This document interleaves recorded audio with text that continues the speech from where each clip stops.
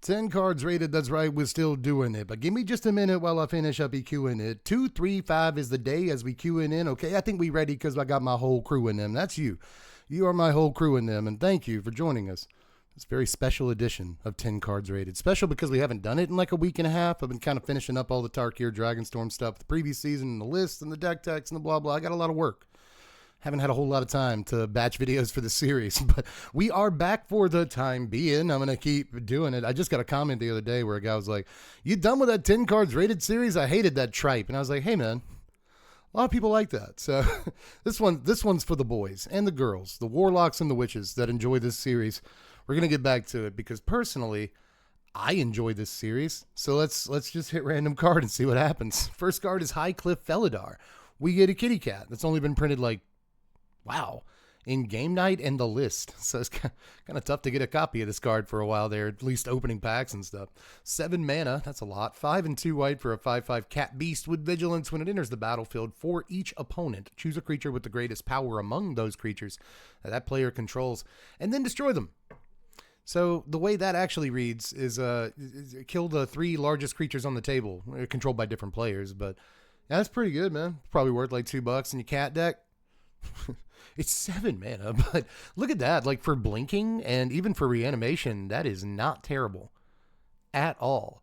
You know, I thought I'd looked at every cat in the game of Magic. I really thought I had because I'm building still cat cubes. 3 years later, I'm still building cat cube like very, very slowly as I do other stuff. And I haven't seen this guy. He probably goes in.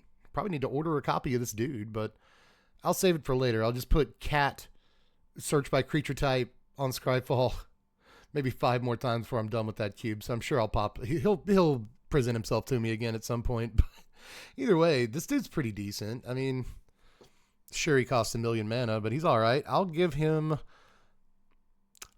you know what? I'll give this dude right out of 5. I'm feeling like generous and out of practice. And I feel like there's a version of Dev that's like spikier that would give this dude like a 4, right? But I don't know. Like I said, I'm feeling it today, right? I'm feeling like this is the way to go. So let's just baseline 5 on this big old solid cat. That's a solid cat right there, right? Let's move on to Sir Alin the Lion's Claw. We will only get expensive to cast white creatures today, apparently. This is originally from Throne of Eldraine, and it's a whole like 10 cents. It's 5 mana, 3 and 2 white for a 4/4 legendary human knight. Bars with first strike, additional bars. Whenever Sir Alin the Lion's Claw attacks, other creatures you control get +1/+1 until end of turn. The rhyme scheme kind of broke down there when you get to the second part of the text box. So this guy has a, I guess, better version of Battle Cry. That's it. He's got the first strike too, and like a big enough guy, first strike is really good and kind of underrated, so I like that. But you know, it's Sir Alin. Everybody's seen this card, right? And like, I feel like sometimes you're building like budget commander, and like maybe you consider putting this dude into a thing, or like maybe even making him your commander. But I don't think he's a particularly great commander, to be honest. So I'm gonna give Sir Alin a 3.9, which is honestly, again, I feel like it's a little generous. I really do, but we'll move on to, I literally played this in a game of Magic 20 minutes ago. I'm working with a Soul Tie right now. It is not what the patrons chose, even though it was on the Patreon poll, the most recent one. But that doesn't stop me from continuing to play the deck. So I literally resolved this card less than half an hour ago. Riverchurn Monument from Aetherdrift. You can get it for a whole 50 cents right now, and I think it's worth it. 2 mana, 1 and a blue for an artifact. Pay 1, tap it. Any number of target players, each mill 2 cards. You can also exhaust this for 4 mana, 2 and 2 blue. Tap it. Any number of target players, each mill cards equal to the number of cards in their graveyard. So that is crazy. If even in, in Commander, I should point this out. In Commander, you can mill anybody. Any number, including you. You can do that in any format. It's cool that it can hit you too if you want to self-mill. But in Commander, it's like a millstone that hits everybody at the same time. It's really good. It's so good. But, in 60 card 1v1s and stuff, man, I still think this is fine. I've played it in like 4 decks now, and it's always like much better than you might think. I don't think a deck needs like 4 of Riverchurn Monument most of the time. I think Jace is doing a lot of the work for you in mill decks or whatever. And I've even been messing around with Glacier Wood Siege from Tarkir Dragonstorm. It's the thing where if you choose the right mode, anytime you play like an instant or sorcery spell, a target player mills 4 cards. So I'm not sure that that card is super great, but it has been fun. This, on the other hand, has been super stout for like the few months that it's been out. We tried it on stream and won like 5 games in a row with it. Like, I love Riverchurn Monument, just a super beefed up millstone. I'm a big fan of millstone. I know not everybody loves mill. It's not like their thing. As evidenced by how many votes this deck got on the Patreon poll, because I had to just come out and be like, all right, guys, this is Jace deck. I'm sorry, but it is a Jace deck. We still get to use new cards, but it's Jace. And people are immediately like, well, I'm not voting for that. So I don't blame them. People hate mill. But I've got a soft spot for it, and I will give this card a 5.1. You can't stop me. I really do love this card. It's like a lot. Brine Giant's up next. Brine the Giant. It's from Theros Beyond Death. 7 mana, 6 and a blue for a 5/6 giant that costs 1 less to cast for each enchantment that you control. That's kind of neat considering we just got all the, like, I say just, in standard right now, we have all those like roll token enchantments, right? And like those are easy to play like a whole other permanent and still get an enchantment. So that's neat. But there's just a bunch of like 1 and 2 cost enchantments that you don't mind playing, right? Shard Mage's Rescue and Ethereal Armor. And these are, you know, just in standard. Like you get a commander, you have like Flickering Ward and stuff like that. Like it's super cheap and super good. So I don't know, but once you do get to commander, you're not going to play like a vanilla 5/6. Like on turn 5, like, oh, he only costs 1 mana. It's like, what does he do? Nothing. All right, well, I guess you're dead. I'm just not. I don't know, man. Cool card here, but obviously not as good as like a Gurmag Angler or Tolarian Terror, like a card like that. You know, just not even close. So I like him, but I'm just going to give him like a 3.2 or something. You know, I want to give him more. I really do. Laid to Rest. This is an enchantment I really, really like, but I'm pretty sure is like dog water. We tried to play this on stream once, I think. This is 4 mana. 3 and a green for an enchantment. Whenever a human you control dies, draw a card. Whenever a creature you control with a +1/+1 counter on it dies, you gain 2 life. So, you know, if you have humans with +1/+1 counters, you're gaining life, you're drawing a card. There's no like once a turn restriction on this. There's no like it only triggers on your turn or anything silly like that. Like just whenever a human you control dies, you get a card. That's insane. That could be very good. I could see this seeing some playing commander decks that are like really heavy on humans. I kind of like it there. Green decks need to draw cards, but green decks need to draw cards in standard too. The problem is we have like a way better enchantment that draws cards in green that costs literally half of this. You know, Beans is just better. You know, you can put a bunch of bombs into your deck and just win with those or whatever, and you're not restricted to humans, which are kind of like narrow. You know what I mean? So I want this card to be good, and I picture an environment where it is, and that environment probably doesn't and never will exist. So you never know with 4 mana enchantments, man. Like sometimes you look at, you know, a Fires of Invention and you're like, well, that card sucks, and then it has to be banned. You know what I mean? Or Wilderness Reclamation, like, oh, that's too slow. That's never going to be played, and then it has to be banned. Right? So, what is it? Explosive Iteration? I know I'm getting the name of that card wrong, but there's like a red enchantment that costs 4 mana, and it draws you cards off the top of your library, and it mentions coffee in the flavor text, famously, but because now that there's coffee in the multiverse. So, but anyway. Sometimes these cards look really bad when they come out, but you never know. They might be like amazing. This did not, not this one, but I do like the art and I like the potential value of it in the humans deck. So I'm going to give this like a 4. Is that okay? Yeah. I'm going to give it a 4. Like it works in life gain decks, works in +1/+1 counter decks, works with, you know, humans decks. And if you can put all 3 of those together, then it's like the best card in the deck. I think there's really potential here. People need to reevaluate. But anyway, enough embarrassing myself. We'll move on to Tarrian's Journal. This is 2 mana, 1 and a black for a legendary artifact. You tap it and sack a creature or artifact to draw a card as a sorcery. So you also have to sack another artifact. You can't sack Journal to itself. And then you can also pay 2 and tap it and discard your hand to transform it. So, okay, you got a sacrifice outlet on the front that draws cards. All right, and then on the back, you got the Tomb of Aclazotz. This is a legendary cave here that taps for black, or you can tap it to cast a creature spell from your graveyard this turn. If you do, it enters the battlefield with a finality counter on it. and is in fact a vampire in addition to its other types, which is like a neat little part of the card right there. But it's just cool that you can tap it and cast a creature from your yard. That's very, very good, actually. I always wanted this to be decent, and it just never was. I think I kind of freaked out about this card when it first came out, too. Like, top 10 cards of the set. Let's go. But I'm not even playing it in, like, Elysal Core Commander, which it's kind of perfect for, but not even I, who loved the card so much when I first read it, ever ordered a copy of it. I think I have a copy of it somehow, but I'm not playing it. But I do, again, I think there's potential value on this, and I think it's probably better than the last card we looked at by a little bit. So I'll give Tarrian's Journal a 4.75. A 4 and 3/4. Do remember that the first card we looked at today, if I'm not mistaken, was a 7-mana cat.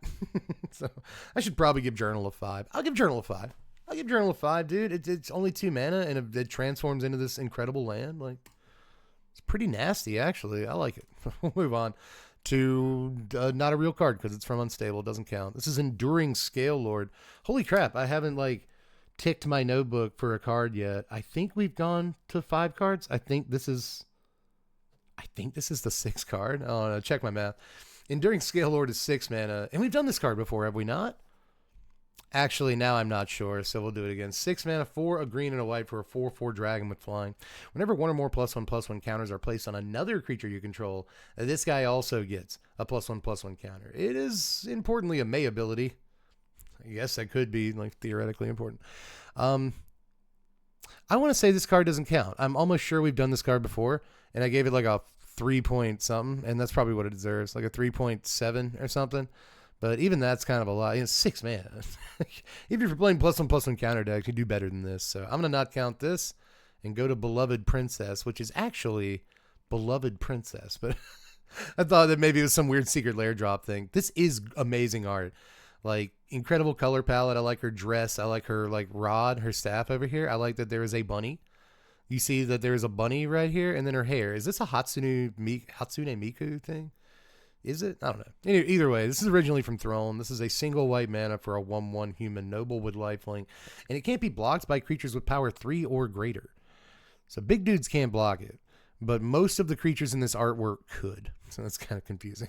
But in any case, man, I used to like the idea of Beloved Princess, and you would actually see this show up in oh my goodness, the Beast. You know what I mean? The Beauty and the Beast. Forget what they called him, but the 3 mana 5/5 that had an adventure on one half of them. It was just like a 1 green mana adventure that makes a 1/1, and he can't attack or block unless you have a 1/1. So some of those decks would seriously play like a 2-up Beloved Princess back in the day, but it wasn't like too many. And those decks would often have a way to make her larger, right? Like whether it was map tokens or like just something else to get her power toughness increased. To where you can swing with a decent sized lifelink creature. And obviously, if you make her a 3/3, she can't be blocked by creatures power 3 or greater, and she has lifelink. So just like massive profit, right? Just like, I've never seen anybody like go off with Beloved Princess, which is sad. So I'm going to give this, it's really sad, dude. I'm going to give this like a 3.5. I think it's a fine 1-drop. Next is Mass Hysteria from Mirrodin. This is a single red mana. We've done this card before, but a single red mana for a global haste effect on all creatures, which is, take your chances, man. Card's still worth like $5, but if you want it from Innistrad Remastered with this dope retro frame, $1. $1. What a buy. That's got to be the buy of the video right there. I'm guessing. Mass Hysteria got a good score when we did look at it because it's a really good card. In case we didn't rated last time, I'll give it a 6.6. It's fantastic. Next is, oh my goodness, it's Terror of the Pigs. That's a big boy right there. Big old boy. It's gotta be, you want a copy of this card, my friend? $20. Actually, that's for the promo. So, like, I really highly doubt that these foil versions of the card are actually $20 when the actual lowest you can pay for a non-foil version of the card is like $33. The card is extremely expensive, and there's a reason. It's really good. This card is 5 mana, 3 and 2 red for a 5/4 dragon with flying. Spells your opponent's cast that target this guy cost an additional 3 life to cast. Whenever another creature enters the battlefield under your control, Terror of the Peaks deals damage equal to that creature's power to any target, Margaret. That's crazy, man. Like, I love, sorry. Just made like a horrible noise in the microphone. Headphone users, RIP. But I'm gonna give you a second to pick yourself up off the ground, and then cough directly into the microphone. Excuse me, I haven't cleared my throat yet today. I love Pandemonium effects, Warstorm Surge and stuff like that. Just anything like this I'm like instantly in love with. And even though Terror of the Peaks is like, he doesn't work every time. Like 60% of the time, it works every time. You know what I mean? He's sometimes got to spend like a whole turn in play before he can really like do business.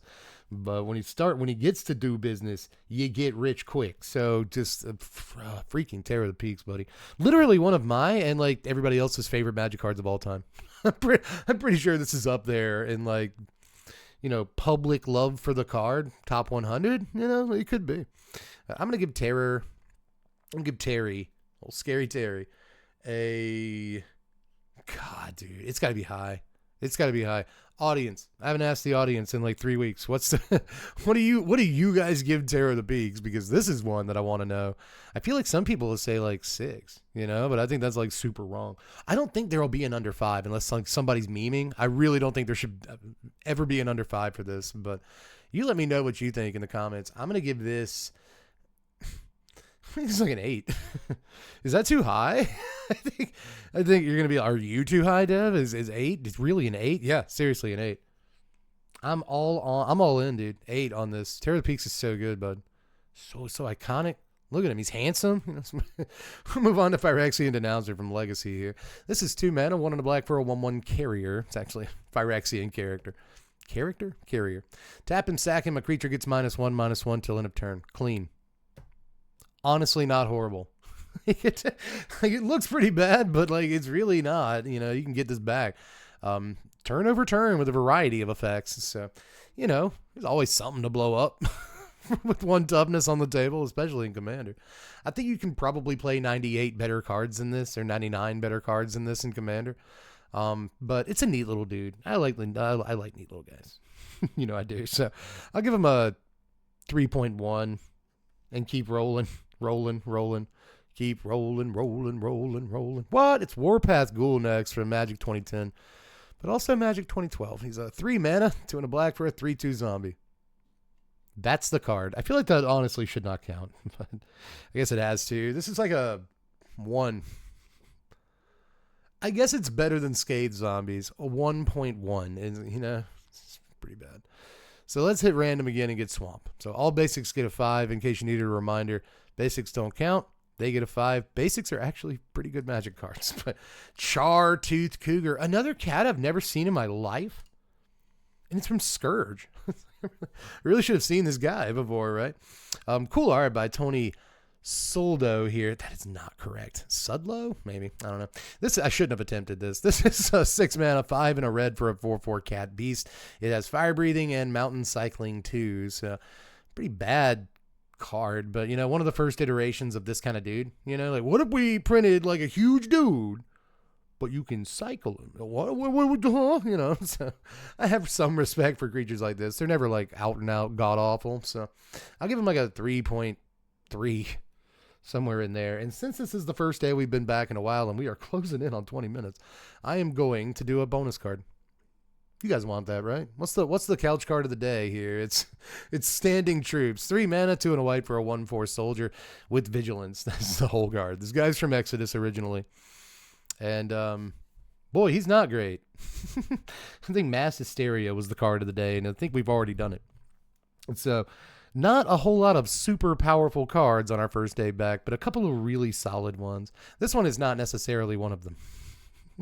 Let me say that, man. They had the nerve to put this in a dual deck. It was an Elspeth versus Kiora. The Stones to do that. It's pretty bad. This is like a 1.3. It has vigilance. Yippee, yippee, yippee. That's bars, baby. That's pretty terrible. This is the worst bars I've ever spit. That's the entire video for the day, ladies and gentlemen, but I'm glad to be back. You're going to get at least like 5 more of these this week. So I'm hoping to batch until the rest of the week, and then at the end of the week, we'll batch more. It's how it's supposed to work. Maybe I'll have the actual time to do it now. So hopefully we're back and are also so back. But in any case, guys, let me know how you felt about everything down in there in the comments section. Terror of the Peaks was the best card of the day.